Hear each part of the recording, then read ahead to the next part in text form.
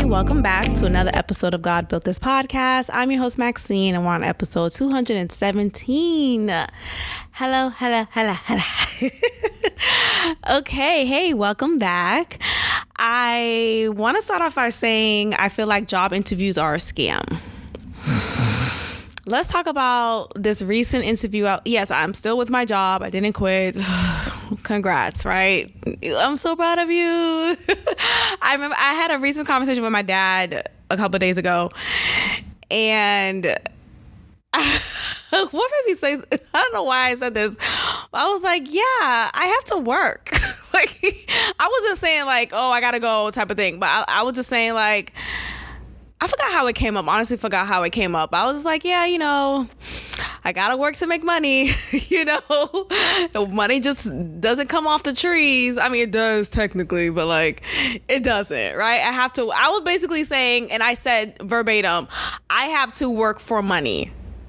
And I know that sounds like, okay, duh, but I don't want to work. No, I'm kidding. I mean, I don't know. I don't want to do what I don't want to do. Despite being good at it, I just feel like, I don't know. Maybe I'm just complaining a lot. But that's why I brought it up. Okay, so this past Saturday, I worked on a Saturday. And look, I get it. Not everyone works from Monday through Friday. There are people who do work on Saturdays regularly. And Sundays. I think I'm privileged enough to say that I don't, and that I have more days off than the average corporate person. And that's because I work in a school system. Therefore, I have holidays, I have long weekends, I have longer breaks, not just like 3 days for Thanksgiving. No, I have the whole week off. And I have unlimited PTO, not unlimited, but a good amount of PTO. I got some pretty privilege, right? I guess I should have stopped fucking complaining. You're probably tired of hearing me complain, but my complaints matter. That should be a shirt. My complaints matter. They really do. They really do. Anyway, my point was, I worked on a Saturday. And again, I don't usually work on Saturdays. I don't work on Saturdays, period. Never mind usually. So after a long days of work, it was just like legit 3 hours. That was still long. Because look, I don't want to say I'm lazy, because I do a lot of work. You know what I mean? Like, I work, a 9 to 5, quote unquote. I produce episodes for you guys weekly. And, I love doing that, but it's work, right? And it's also work that I'm not necessarily getting a lot of income for yet. So it's just a lot of work and effort. And it's a passion project of mine. So it's all these things. So it's worth it, but it's work nonetheless. And I know people like to say, oh, well, that famous quote, once you love what you do, you never work a day in your life. You're working. Shut up. Like, Beyonce works. As much as she worked hard or always imagined being a superstar, she is working nonetheless. So I'm sure there are days before her show she has to take a deep breath and, turn that switch on. And that's work. The point of what I'm saying is, after working those 3 hours on Saturday, I was like, wow. I had an epiphany. I was like, oh my gosh, I have to work to make money. And that's just it. That's it. And I know I came on here a couple episodes ago. I had that brief epiphany, but it didn't hit me until I realized, it didn't hit me until I worked on a day that I don't usually work on. And it's not like I wasn't mandated to work a Saturday. I decided to agree to it after being asked, because I realized I guess I don't value money as I should. The me before that Saturday would say, oh, let's say it's 20 or 30, 40 an hour. I would look at that like, oh, well, that's just $80 added to my check. It's not that big of a deal. It's nothing. I would downplay the additional amount that it brings to my check. And though, maybe in the bigger scope of things, I don't know. I don't want to say that. I don't want to put that out there, but like, every dollar amounts to something, right? And no matter how relatively it may look in comparison to $100 an hour or $150 an hour, $80 an hour, it still is more than what I would have made prior to that, or what I've made prior to that. So my point is, in order for me to get that money, that extra money added, I had to work those additional 3 hours. I didn't just like hoped and wished and prayed for God to just give me an additional $80 added to the check. And I think for so long, I've just dismissed even the quote unquote little amount of money added due to extra work that I've accepted. I've dismissed it because I dismissed it in my head as like, well, it's just $80 and it's just $80 extra. It's just this amount extra. And I was doing myself a disservice. Like, but nonetheless, it's extra money that I didn't have that is now added to my check, and that extra money could go towards whatever expense I needed to go towards. So I had an aha moment, y'all, and I realized I have to work to make money. I mean, it only took me 31 years to get to this place in my life. And I'm happy I'm here, but I think it was a bittersweet moment. Like, I think I cracked a code, but then I realized, damn, I cracked a code. Now I really have to level up. Now I really have to just embrace this newness that I've come to and work. I sound crazy. I get it. Please don't drag me in the comments or in my DMs, in my text messages. Don't. Yes, Maxie, you have to work. I don't know where this like silver spoon ass mindset came from for me. I really don't know. Maybe it's just the youngest child syndrome.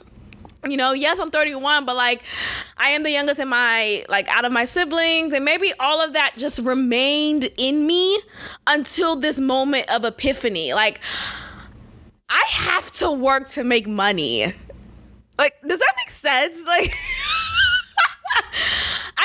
I think for a long time I've just like imagine this fantasy lifestyle, like, oh, all the people on my Instagram feed or just like around me, I fantasize them easily getting the money that they have and not even registering that, no, they work for their money, whatever that work looks like. Let me tell you something. The school campus that I'm at, in the nearby streets, literally just hop skipping away, there are prostitutes. Oh, Maxine, you can't judge them. How you know they're prostitutes? Because their ass cheeks are hanging out purposely. Not like, oh, they just happened to, wore the wrong skirt and didn't realize. No. They are purposely wearing booty cut shorts, literally with their ass cheeks hanging out, wearing 4-inch heels in these dirty grassy plains right next to the school. Okay, this is the neighborhood that my school campus is at. Okay, and they have these long eyelashes, long weaves. They're clearly prostitutes, right? And let me just take a moment to pause real quick for the cause. Ladies, the eyelashes, we have to give them up. I think enough is enough. I think it should be illegal at this point to have longer than an inch. An inch. Like, what happened to the day and time in which your makeup is close to your natural beauty? Like, I remember when I was younger and my dad always said to me, he doesn't want me wearing makeup. I'm beautiful just as I am. And eventually I was like, well, I want to wear, like, you know, I want to look like the other girls and wear makeup, right? And so I would dabble here and there with makeup. And my dad would be disappointed, like, well, why you put makeup on? You're just, you know, he'll build me up. You're so beautiful just as you are. I'm like, okay. But I still wanted to play around with the makeup. But I feel like even when I was playing around with the makeup and figuring it out and putting on mascara or eyeshadow, like, I think when you're not a skilled, like, professional makeup artist, you don't know the ways to make it blend into your everyday look. I think the best type of makeup is when it simply enhances your natural beauty. Like, I feel like once you wipe off your makeup and you look totally different, like I can't even recognize you, then that's a problem. Like, your makeup shouldn't look like that. You know, like, I don't even wear eyeshadow. I really don't. And whenever, like, I'm going to, like, a major event and I happen to put on eyeshadow professionally, I feel like I don't even recognize myself because that's how much I don't wear eyeshadow. And so whenever I do wear eyeshadow for major events, it's very alarming when I look at myself in the mirror. But that's me. And I say all this to say, like, like, there's this, I think it's an agenda being pushed out. And I feel like so many women out here, and it's starting young as well. Like, many of my students are here just looking completely like hookers. Hello? Is the mic on? Like, straight up hookers. And I just think about, like, dang, my dad would have never let me out the house. Never let me out the house with my face looking like this. I never wore makeup to school. Never mind eyelashes. Like, what? That wasn't even a thing when I was growing up. So I think this is also a new age thing as well. But this was never something that I grew up with. I remember getting a manicure, like put on like fake nails, like a whole set. And it took me a grip to finally get that privilege. And I didn't get it often. But finally, when I did, it really took a while for that to happen. It didn't happen all the time. And again, my dad wasn't for it. Like, and I think there's something to that. I think sometimes we think when men comment on physical appearances on women, we think it's misogynistic, right? Or we think it's, you know, to control the woman's physique. And I think, you know, in short, in some aspects, it is, right? It is controlling, and, you know, a woman should do whatever she wants with her body. But I think sometimes we have to give credit when credit is due. And we have to realize, what message are we giving when we are putting on all of these extra stuff into our face, right? Into our bodies. And next thing you know, we're completely different than how God made us. I just hate this epidemic of young girls getting surgery, you know, getting false eyelashes, getting their face done, and not feeling comfortable. Ultimately, it comes from a place of not loving who they are naturally. I don't know. So I think it's all of that. Excuse me. I think it's all of that. I feel like maybe I sound like an old hag right now, but I hate it. I really hate it. I'm looking at, like, my fellow peers, like my adult peers, hence peers, professionals at that.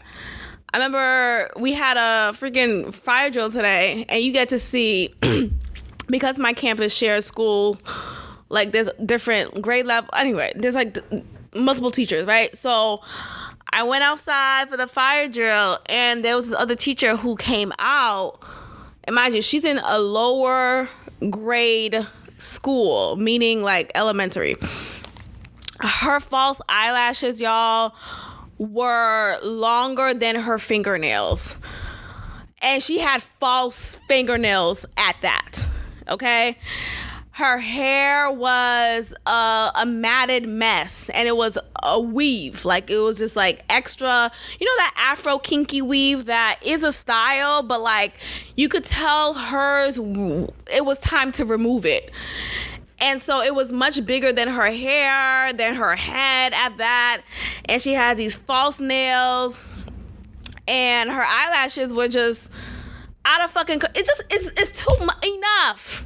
You know, just fucking enough, dog. And look, and this is why I only have 77% of male listeners, because, or only listeners who are male, I mean, because I'm not trying to drag women. I just feel like many of us are so heavily influenced negatively by the media, and we are pushed to believe that our natural selves are not enough. Like, it's very, very sad, actually. Like, I look at it and I'm disturbed. Like, there's this woman, I've never seen her without false eyelashes. And I just think about, like, what were you doing before?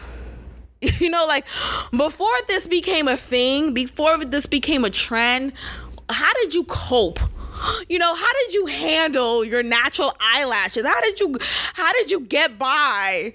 You know, it just makes it so weird, because they literally can't live without applying false eyelashes. They literally can't live without having a full beat of makeup.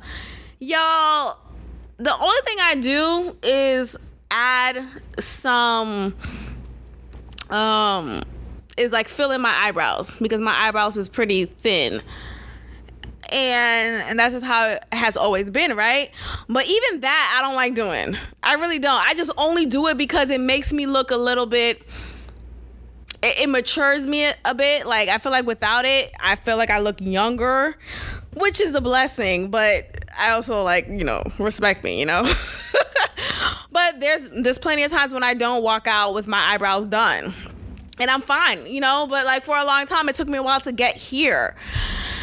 Anyway, how did I get here? Oh my gosh. Okay, I totally forgot. Okay, so I started off by talking about this interview. Anyway, yeah, so the interview that I had today, I felt like it was, I don't know what the result's gonna be. I don't fucking know.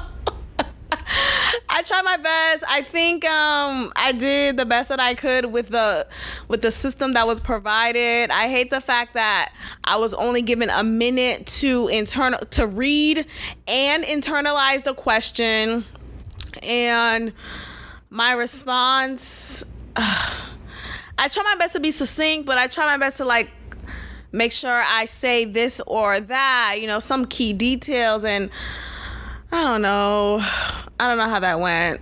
I don't know. We'll see. I'll keep y'all posted. I don't fucking know. Anyway, let's talk about Eric Adams. So Eric Adams is the mayor of New York, black man, and he has proposed a plan to fight against homelessness in NYC. Now, there's a term called EDP, and that stands for emotionally disturbed person. And this is a term that police officers use regularly whenever they are reporting or calling in for another situation happening on the streets. Now, Eric Adams' plan is to direct homeless people who may appear to suffer from severe mental illness into a hospital for evaluation, and sometimes this is done without the consent of them. Now, the pushback that is happening for this is coming from the civil rights groups in NYC or nearby, and they oppose this because they feel this is a violation of homeless people's rights, and that they shouldn't be forced to be hospitalized if they don't want to.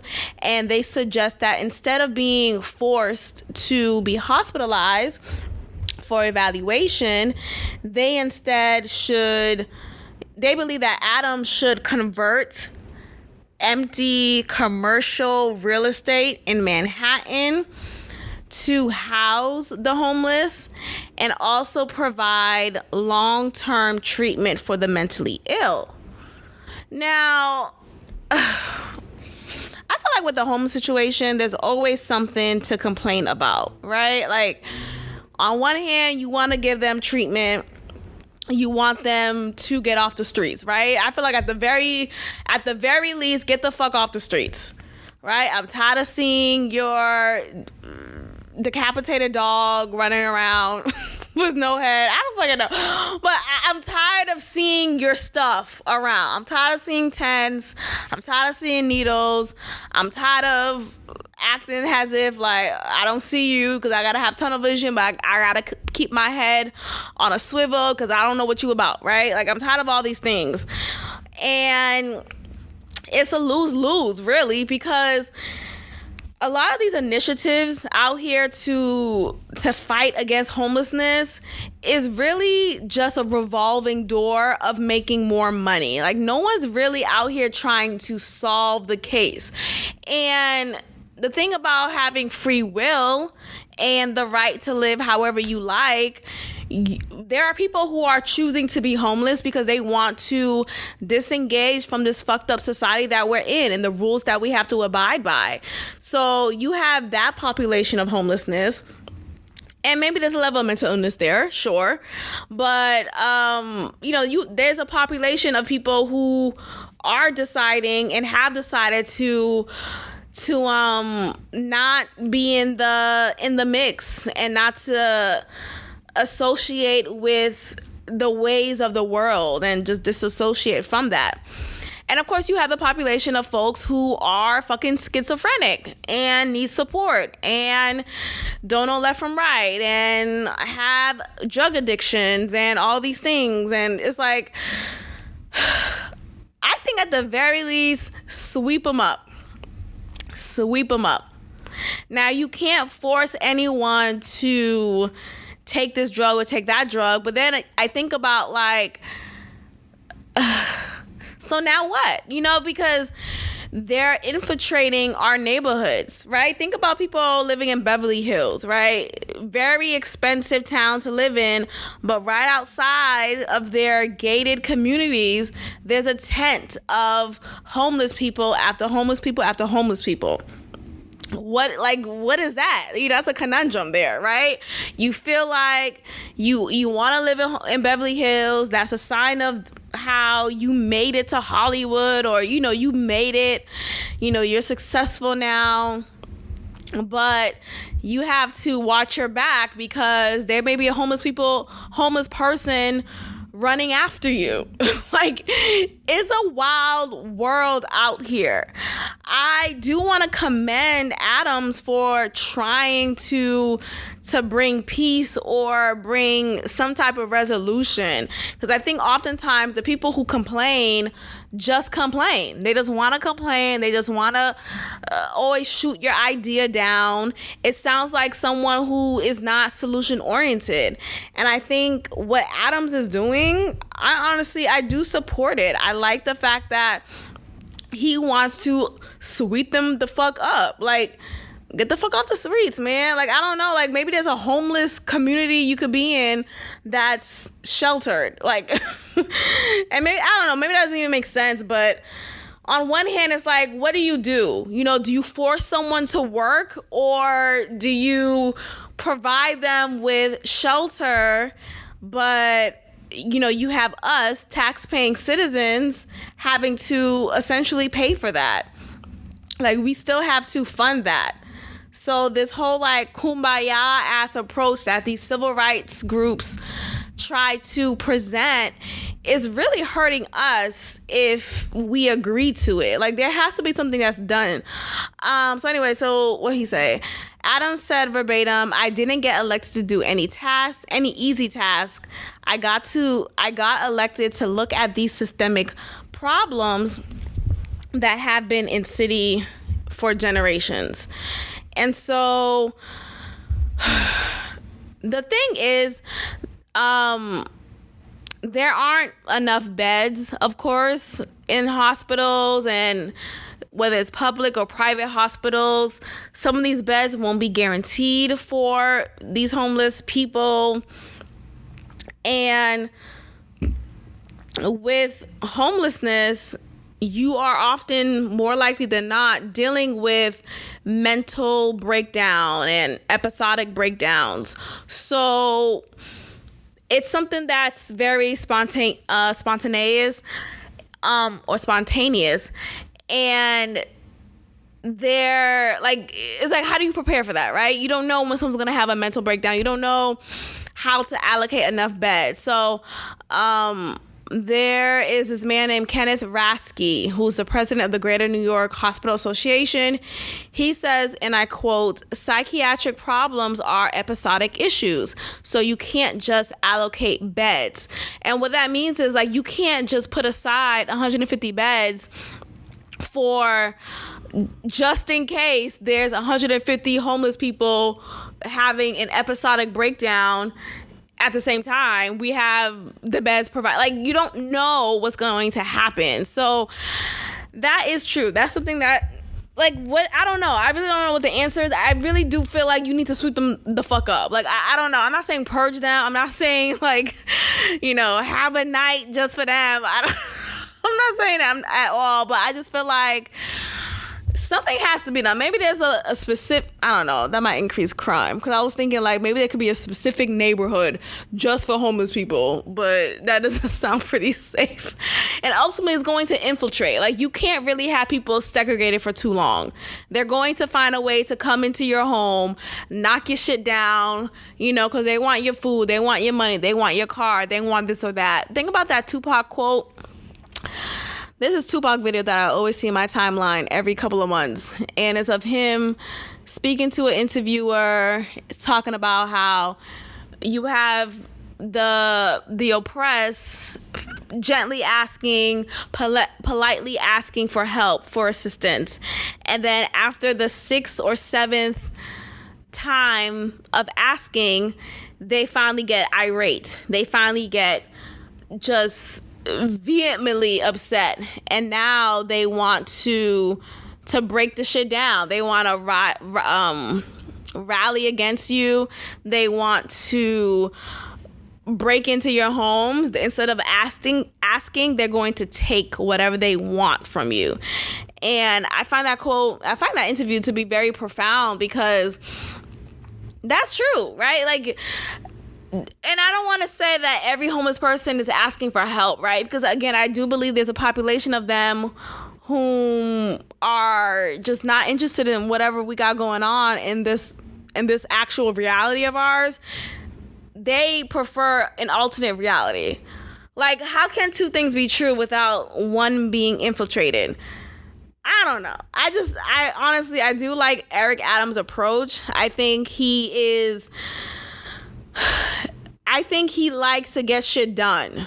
I think he likes to not just fucking talk about it and complain about it. He likes to actually, okay, here's what the fuck we're gonna do. We're gonna take them off the streets, and we're going to put them in the hospital, because at some point you have to really be honest with yourself and realize, I don't want to fucking see a crack pipe next to my kid's school. I don't want to have to take a walk around my neighborhood and be in fear of someone asking me for money. Like, huh? And then I know that sounds so privileged. That sounds so fucking like, oh, well, you don't know what is. I'm not trying to shoot them down. I'm really not. I just feel like, I also feel like people shouldn't be bombarded. Like, I just don't like, I don't like the idea of, like, begging people for stuff, I don't know, man. I'm sounding privileged. I feel like I'm sounding privileged, and I feel bad for that. But it's just, I wanted to read this quote. Let's see. It's like potentially blowing up the whole barn because the mayor is proposing to sweep thousands of people off the streets into this already overburdened hospital system. Well, then what's the fucking answer? People like to complain. Everything's overburdened. The school system, the hospital system. Okay, so now what? What are we gonna do about it? Get them off the streets. Okay? Enough with the eyelashes, ladies. Enough with the homeless problem. Enough. It's like, what do you want me to say? Niggas just stay fucking getting mad. Aren't you upset? Like, stop with this politically correct bullshit. Like, I'm just so sick of it. You know, like, why are we acting like we're not annoyed that you got homeless people just sitting around across from us while we're eating from Salada? Yo, shout out to Salada. Remember that time I told y'all about the time I was eating at Salada? And mind you, I don't usually eat in the restaurant, okay? I like to pick up my food and go. But I was so famished one day that I decided to just sit down and eat. Mind you, this Salada that Salada in particular is kind of in the hood. But it was close to where I live, so I was like, well, let me just fucking go. Let me just go. And I'm just gonna eat real quick. I should have never sat down. I should have never sat down and ate. But anyway, I did. There was this guy, homeless guy, sitting in the outdoor dining area of Salada, pants falling down. Just pants falling down. Just down, okay? I saw his whole butt crack. And his clothes are dingy, gray, just disturbing. He walked in Salada, and of course he smells bad, right? Of course, I'm sure he didn't have a shower today, right? So I'm sure he didn't have a shower for the past month, at the very least. Okay, that's how poorly he smelled. He walks in and you instantly smell the whiff of him. And I'm like, oh my God. Sweep him up, Adams. Sweep him the fuck up. I don't know, man. I don't know what to say. I really don't know. I feel like I'm sounding so insensitive, but I just feel like enough. Like, we have to also feel comfortable in the great outdoors, or even in a restaurant. Like, I shouldn't have to feel like I have to hold my nose because someone's walking by and you know that someone's going to smell poorly. And that's what he did. Like, he totally ruined my Salada experience. I got so privileged. He totally messed up with my grape salad. Yo, I was enjoying the croissant in my salad. I like to have it on the side. Okay? And I like to put grapes in my salad, and strawberry, and green apple. And as I was enjoying the crunch mixed with the balsamic vinaigrette in my salad, this homeless motherfucker want to walk in smelling like vinegar and feet. Like, I gotta go, dog. Like, this is not okay. I shouldn't have to live like this. I sound so fucking... I'm done. I am so sorry. Let's move on. But yeah, I support Eric Adams. Sweep him up. What are we doing? I'm not saying they need to go to jail and get, I don't know. That's housing shit. But I just think at the very least, I should be able to walk around my neighborhood regardless of where I live. Like, I feel like I get it. Look, living in downtown,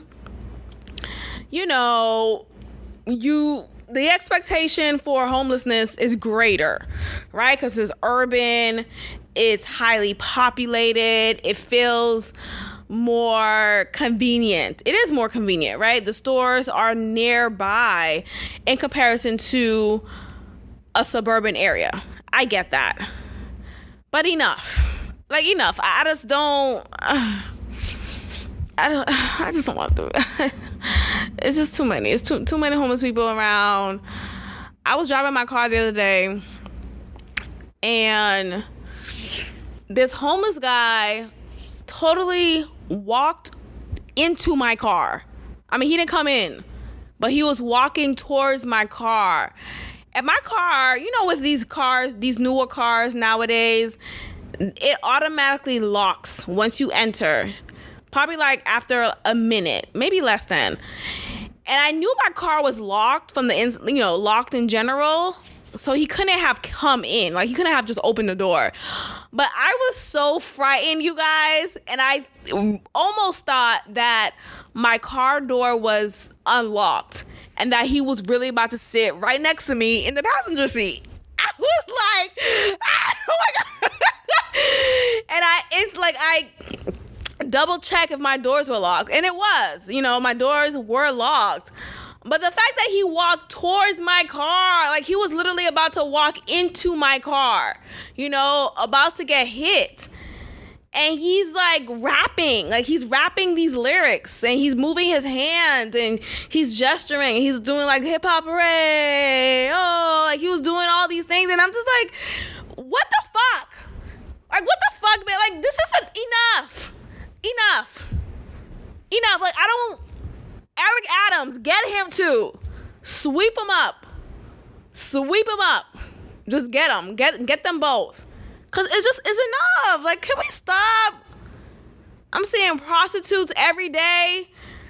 Shit. I'm seeing pimps. Like, enough. Okay. Yay. Got suspended from Twitter. Yet again, this is his second time getting suspended. This time it is due to a graphic design that he promoted and seemed to have used as a brand of his. This graphic design includes a swastika inside a Star of David. Oh my gosh. Like, nigga, can we stop? Enough. That is a theme word for this podcast episode. Enough. Now, I mean, at this point, I feel like, okay, maybe he's trolling us. And look, I like to look at things with a macroscopic lens. So, because it's boring when you look at things as it is. Look deeper. Look at the context clues. Look at what's not said. Look at the tone. Look at the underlying message. I like to look at things like that. So, anyway, that's how I like to look at things. But anyway, because of the recent events that he has declared to us, this is just it's uncouth. It's uncouth at the very least. So he also hashtagged this graphic image love speech, which I thought was pretty clever, to be honest with you. Because, there's hate speech and love speech. I've never heard that. Like, this is the first time me hearing that. And it's very catchy. I see what you did there, yay. It's very catchy. I like it. I really do I like the love speech title. Maybe not the graphic design necessarily. But love speech nonetheless. I like that statement. I think it's pretty cool and pretty catchy. And look, when he first started off with this whole I'm a born again Christian crap, I did not believe it. Now I believe a little bit more, but I didn't believe it initially because I felt like at the time I was seeing very much repeated acts of Kanye. He was named Kanye then, so that's why I'm saying Kanye. But at Kanye then, who would purposely say controversial things or do controversial things for a rollout, right? Like, he would say things to get you to talk about him, and then boom, the next day he drops a new album. Or boom, the next day he drops another pair of Yeezys. So it just felt very disingenuous. So that's why I didn't like this whole I'm born again, I'm a Christian. It felt like he was using the platform of Christ and Christianity for his greedy, selfish ambition. But now I'm seeing that, maybe it was actually genuine. Maybe it was a true thing, and maybe he just used it strategically. Not sure. Anyway, he's going about talking about how he's moved by God, and God is the only one he fears, and he doesn't fear man, and he tries to live his life according to the principles of God. And basically, the ultimate principle of God is to love everyone everyone and anyone, whoever that person is, to love them still. And, you know, in the last episode, I talk about how Kanye, well, Ye now, says how he loves even Hitler. And he sees good value in him as well. Like, and everyone has good value. And look, I get how controversial that statement is, right? I get how controversial it is to love even the most egregious person, you know, the most evil person. I get that. But he is well within his right to do so. I just think, of course, the nature of events, him being seen as anti-Semitic for things that he said, even though I don't agree that they were anti-Semitic, this is the narrative painted against him. So for him to just conveniently start talking about Hitler, it's all in timing that I feel like, you know, I think it's him wanting to still be a part of the conversation. I just think he doesn't articulate himself maybe well enough to allow us to better digest what he's saying. And I'm speaking about the us who is not as awakened, right? The us who sees things more so on the surface than they do more introspectively or just with some type of profound insight. So anyway, Musk, you know, Elon Musk has acquired Twitter, and he decided to suspend Kanye because the graphic design of his with the swastika and the Star of David, it is an incitement to violence, according to his opinion, and him not following the guidelines of Twitter. He feels like it is an incitement for violence. To violence. Of course, I do not want the repetition of the Holocaust, right? I don't want any of that to reoccur. But these Jews, though, I'm kidding. I'm kidding. It's a joke. But anyway, nonetheless, I do feel like some things of what Ye is spewing are factual, but because of the messenger, his message is not being received.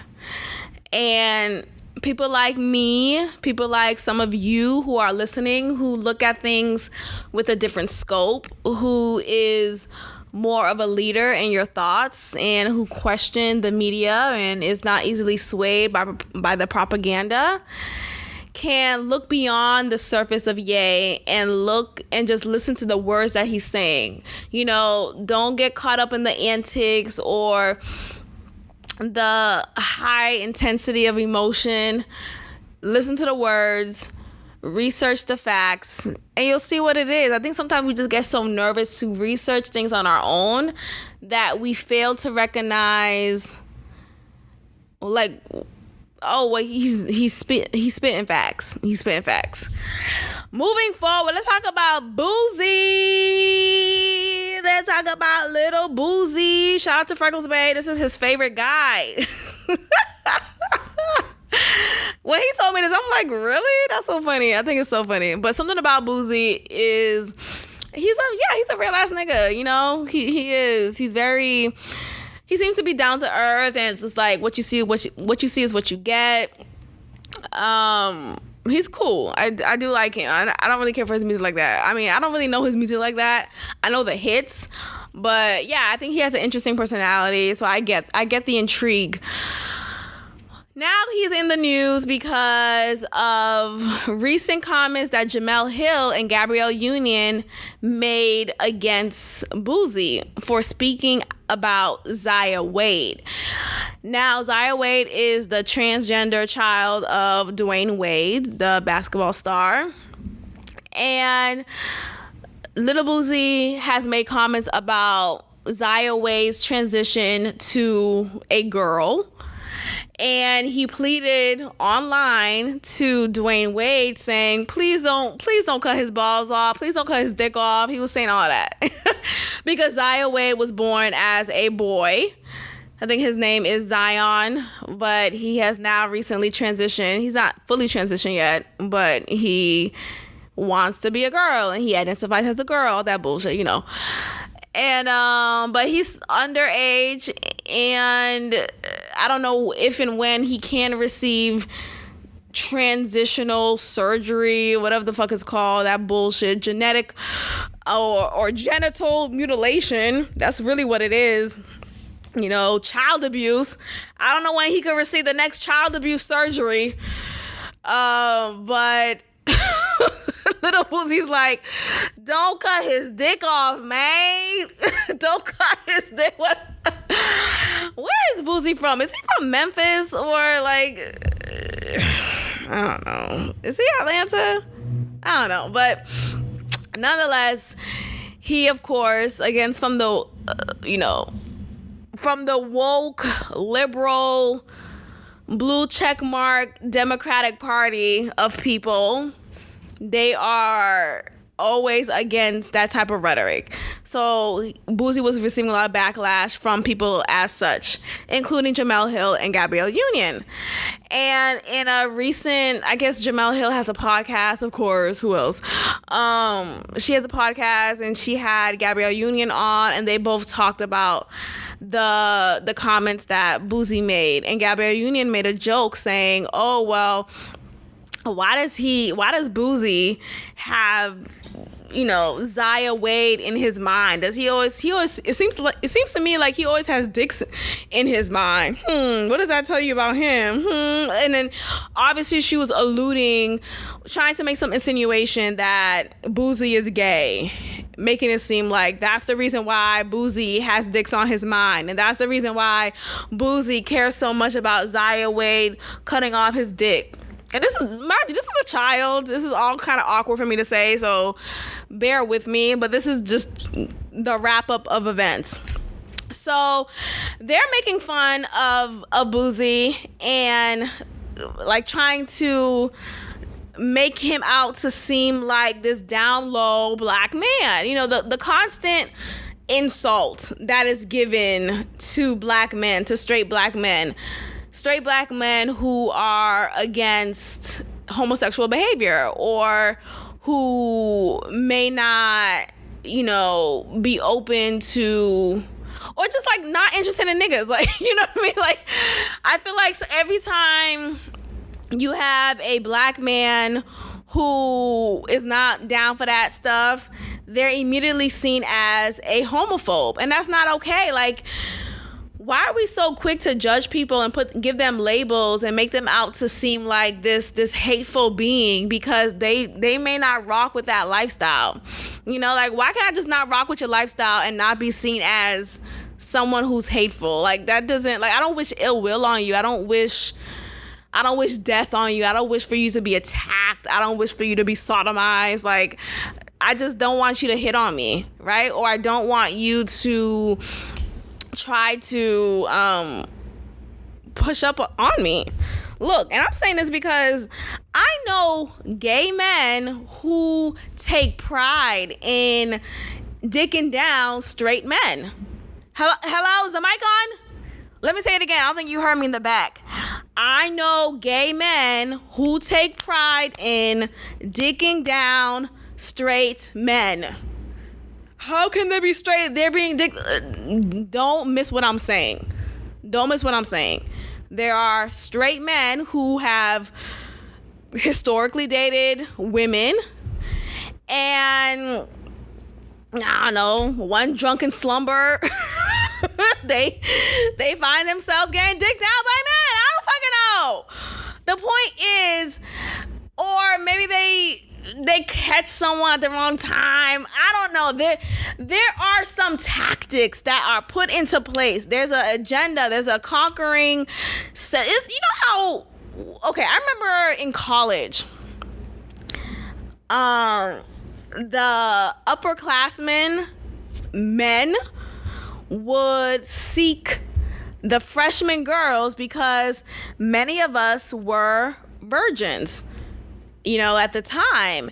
And many upperclassmen would see this as a challenge, as a conquest to smash one of the freshman girls, because often than not, they were virgins. And it was like a loop in their belt or something, or like a notch in their belt. That's the saying. I don't know. There's something about that is like this male ego thing, but nonetheless, that's a thing, you know, and that I see that as equivalent to gay men dicking down straight men. I don't know. Does that make sense? Hope I broke that down enough. Anyway, so Boosie is... So you have Gabrielle Union and Jemele Hill trying to allude that Boosie is gay and just laughing it off. And it's ironic because these two are the very same women who are so publicly an ally for the LGBT community, and yet they're using this moment as a way to slight and insult Boosie by saying, oh, I get, like they're obviously saying that he's gay, and they're saying it in a insulting manner, you know. And now look, gay isn't wrong, you know, being gay isn't wrong. I'm not trying to come off as if it is, but the way that they were joking about it or just speaking about it, especially Gabrielle Union, they were painting it out as if they think that he is gay, and they were saying it in a tone that was negative, you know. And oftentimes when you have black women doing this against straight black men, it's typically done in an insulting manner, right? They're typically trying to make you feel less than a man, and, you know, less than this macho character than you present. So it's always done in a negative connotative slight. So I just find it to be ironic. Like, okay, wow, you guys act like you're this ally for LGBTQ plus community, and now you're insulting, or you're using, oh, he's gay as an insult against Boosie, when you have to look at things beyond the scope of what they present. Boosie is just saying, hey, let him grow up into an adult first before you make such a permanent decision as cutting his dick off. Like, literally cutting his dick off. Can you just wait until he's 18? And then, you know, by that time, maybe he'll grow out of this phase, or maybe, you know, he does continue to want to be a woman, and, you know, he'll go from there. But doing something so permanent at such a young age is very dangerous, and we don't talk about the dangers of that enough on a public scale amongst that type of community. And by community, I mean the people who are so adamant about pushing this agenda to have these child abuse surgeries. We don't have enough talk about the dangers of cutting your dick off and cutting your breasts off and having these puberty blockers put upon you because you feel like a girl. What the fuck does that mean? Anyway, God bless. Okay, so up next, speaking about trans people. This is a heavy episode, no? Yo, I'm the same girl. It's funny, like, when y'all talk to me outside of the podcast, I honestly forget sometimes what I say on the podcast. And whenever I have listeners say, oh my gosh, I listened to your podcast, or I listened to this episode, I'm like, oh shit, what did I say? Damn, what did I say? I mean what I say. I need to be prepared before I go into real life conversations with people, because it's like, damn, what do you want to confront me about? I speak from love. I really do. I speak from a place of love. I speak from a place, that sounds like a question, love? No, but I speak from a place of love, and also curiosity, and also critical thinking, and also just wonder. You know, I like to just really engage in conversation with folks, but it's just funny when people come to me and be like, oh, I listened to your podcast. It's like, oh, which episode? What did I say again? What was I on? Because half the time I'm in a delusional state. Like, it's late, I'm tired, but I'm here, right? So I don't know what side you got from me. Anyway, so transphobic. There's this TikTok going viral, and I don't watch TikTok. I don't have TikTok on my phone or any of my devices. But with TikTok videos, you could repost them into other platforms like Twitter or Instagram. There's this TikTok video on my feed, on my Twitter feed specifically, and it's of this black woman who is adamant that if you don't date a trans person, that means you are transphobic. Girl, shut the fuck up. What is wrong? I feel like what would y'all do if the word phobic was never created? If the word phobic was never put into the lexicon of lexicons, what would y'all do? Like, everything is fucking phobic, right? Shut up. I don't want to finish this story. It's so dumb. So anyway, her argument is, what's the problem? The only reason you don't want to date someone because they're transphobic, or no, the only reason you don't want to date someone is because they're trans, that means you hate them. That means you fear them. That means you are a phobic to them.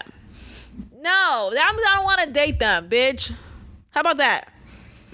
If I don't want to date white men, does that make me racist? I don't want to fucking date white men. Right? If I don't want to date women, does that make me homophobic? No, I'm not attracted to women.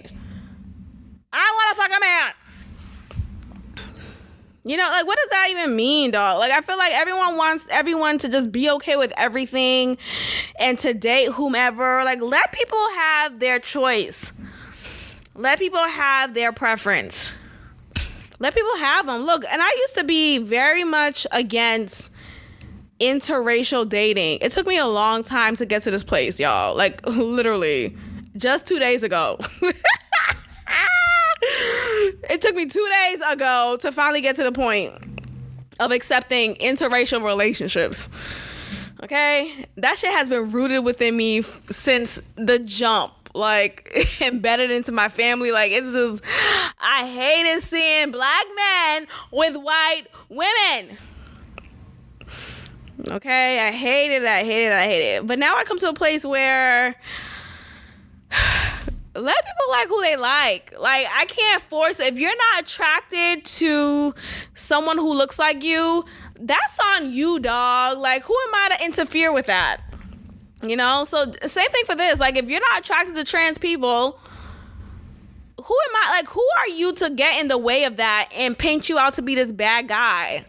Like, some people are just not comfortable with that, especially if that trans person didn't go all the way through with the surgeries, or is still choosing to live an intersex life, right? Still have the same genitals that they had upon birth, yet they identify with the opposite gender.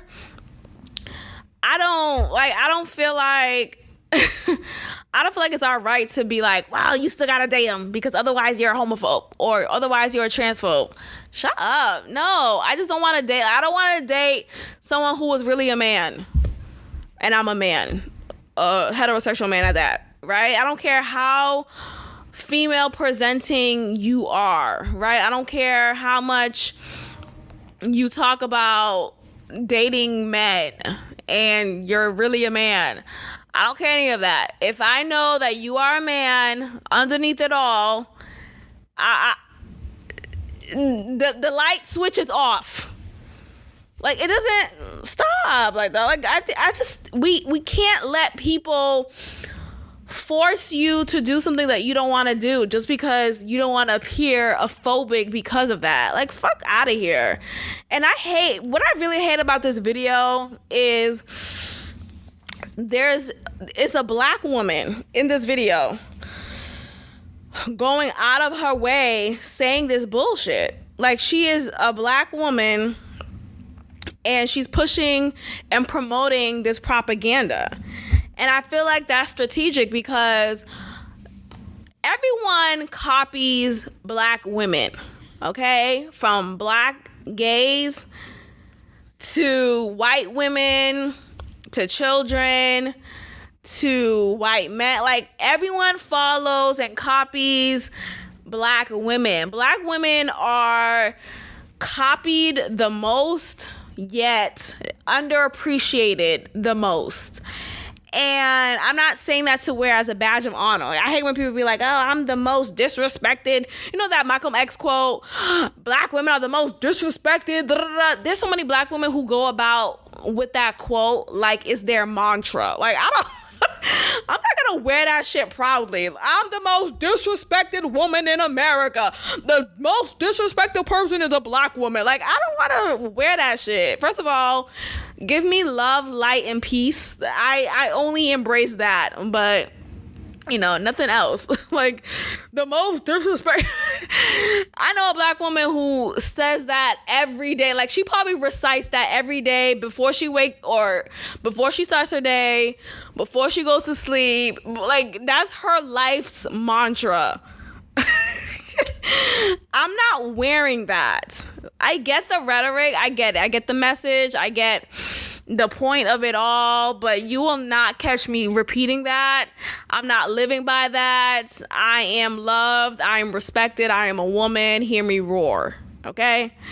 Anyway, the fact that there's a Black woman preaching this bullshit ass propaganda, it really is strategic, y'all. Like, they're really out here trying to have us just be confused, trying to have us just up in arms with things that are not true, while China is out here learning the latest equation, and we're over here knowing the next TikTok dance. Like, where are our priorities?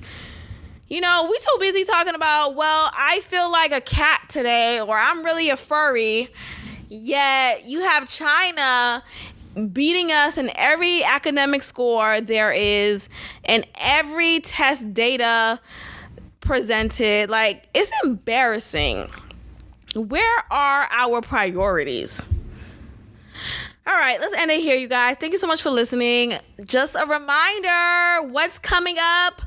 Podmas. What is Podmas for our new listeners? Podmas is a series of mini episodes starting from the 12th of December up until December 24th, Christmas Eve. These episodes just cover a brief amount of hot topics, topics about my life or social, whatever's going on in the masses. And it's a spin-off of Vlogmas. For those familiar with that, of YouTube, it's just a Podmas twist. So because of Podmas coming up on the 12th of December, we will not have an episode this Friday. I will be prepping our Podmas episodes in the next couple of days to have them released accordingly. And again, Podmas is a series of mini episodes every day from the 12th of December up until December 24th. God bless. So I have to mentally prepare. I got to take my little rest, so please forgive me for not releasing an episode this Friday. We will get back at it on December 12th. Every day from there until the 24th. So God bless. I'll see you then, or you'll hear from me then. And thank you so much for listening. And I will check in with you on December 12th. Goodbye. Thank you for tuning in to another episode of God Built This Podcast with your host, Maxine. If you liked it, leave a review, share, and subscribe. God bless.